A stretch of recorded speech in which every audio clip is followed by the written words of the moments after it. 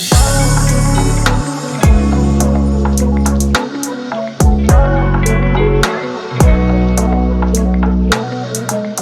वालेकुम जी, मैं हूं मोहम्मद कामरान चौधरी और आप देख रहे हैं मेरा YouTube channel chemistry with Kamran Chaudhry. बहुत सारे बच्चों के सवालात आ रहे थे regarding improvement policy of Federal Board. ठीक है, सो वैसे तो मैट्रिक के बच्चों का रिज़ल्ट आने वाला है, विद इन 10 to 15 डेज़ आपका रिज़ल्ट आ जाएगा। और जो इंटरमीडिएट के स्टूडेंट्स हैं उनका भी 1 अगस्त से 10 अगस्त के दरमियान किसी भी डे जो है वो रिज़ल्ट आ जाएगा। सो यानी हाँ, अभी ऑफिशियल डेट्स अनाउंस नहीं हुई।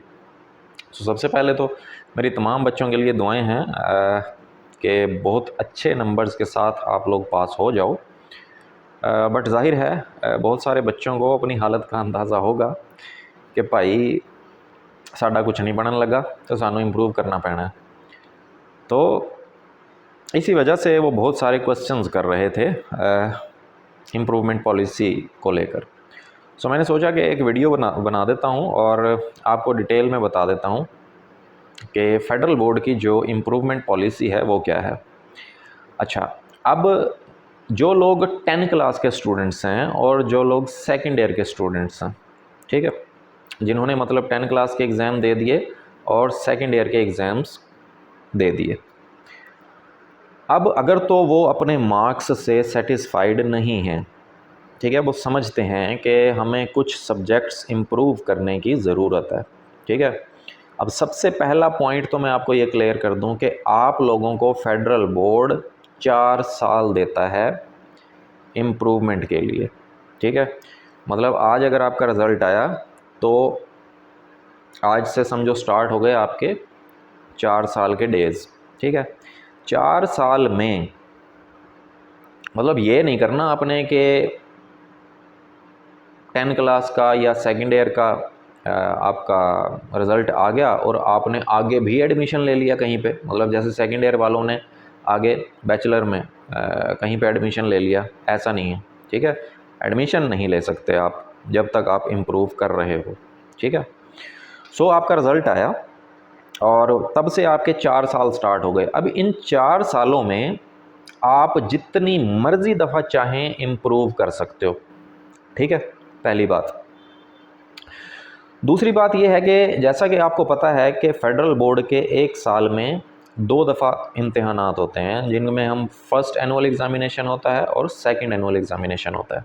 ठीक है, सो आप मतलब फर्स्ट एनुअल एग्ज़ामिनेशन में भी इम्प्रूव कर सकते हो, सेकंड एनुअल एग्ज़ामिनेशन में भी इम्प्रूव कर सकते हो, जब दिल करे आपका, जिस एनुअल एग्ज़ामिनेशन में आप चाहें, मतलब वो फर्स्ट हो या सेकंड हो, सो आप इम्प्रूवमेंट के एग्ज़ाम्स दे सकते हो। ठीक है, तो 4 साल में मौजा ही मौजा जितने मर्ज़ी दो।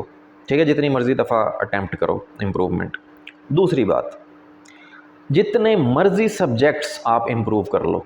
ठीक है, मैट्रिक वाले 9th और 10th के जितने चाहें सब्जेक्ट्स इम्प्रूव कर सकते हैं, कोई रिस्ट्रिक्शन नहीं है।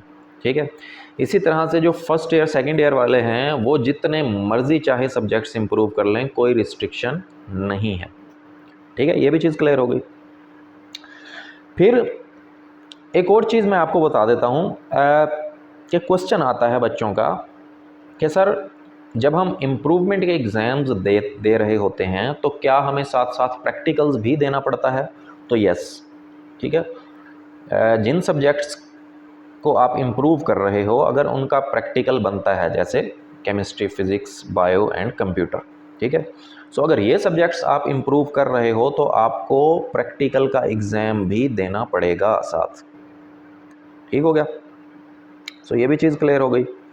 अब रहा सवाल ये कि अगर स्टूडेंट्स इम्प्रूव करते हैं कुछ सब्जेक्ट्स, ठीक है, और उनके इम्प्रूवमेंट के बाद मार्क्स आ जाते हैं कम, मतलब पहले जो उन्होंने ऑब्टेन किए हुए हैं, अगर मार्क्स उनसे कम आ जाते हैं, इसी तरह से ये इम्प्लीमेंट होगा प्रैक्टिकल्स में, कि प्रैक्टिकल्स में भी अगर मार्क्स आ जाते हैं जो पहले से उन्होंने ऑब्टेन किए हुए हैं उससे कम, ठीक है, तो याद रखिएगा जो आपके पुराने वाले मार्क्स होंगे ना, वही काउंट होंगे, ठीक है।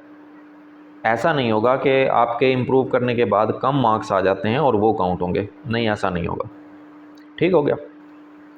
सो ये तो थी improvement policy of the federal board from 2023 and onwards, ठीक है, फ़िलहाल तक, ठीक है। अगर कोई मज़ीद उसमें कोई अपडेट आएगी, मज़ीद कोई चेंजिंग आएगी तो मैं फिर आपको इन्फॉर्म कर दूँगा। Thank you so much for watching this video.